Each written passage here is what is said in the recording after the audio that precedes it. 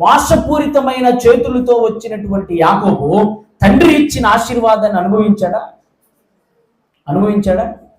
మోసపూరితంగా తండ్రి దగ్గరికి వచ్చిన యాకోబు మోసపూరితమైన, దోషభరితమైన, పాపభరితమైన చేతులతో తన తండ్రిని మోసం చేసినటువంటి యాకోబు తండ్రి ఇచ్చిన ఆశీర్వాదాన్ని అనుభవించాడా?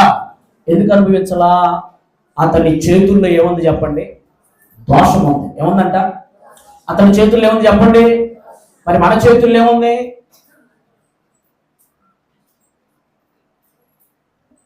మన చేతుల్లో ఏముంది? ఏదంట చూస్తున్నారు? మా చేతుల్లో ఏముంటుందయ్యా? ఉంటే తెల్లగా ఉంటే లేదా గోరంటాకు ఉంటుంది, అంతేగా? ఏమన్నా ఉంటుందా? ఇటు చూస్తేనేమో తెల్ల, ఇటు చూసినా నల్లగా ఉంటుంది. కొంతమందికి ఇటు చూస్తే గోరంటాకు ఉంటుంది, ఇటు చూస్తేనే గోల రంగు ఉంటుంది. ఇంక అంతకుమించి ఏమైనా ఉంటాయి మన చేతుల్లో? ఇదంతా పైకి కనబడేదే, కానీ నీ హస్తకృత్యాలతో, క్రియల మూలంగా నువ్వు చేసిన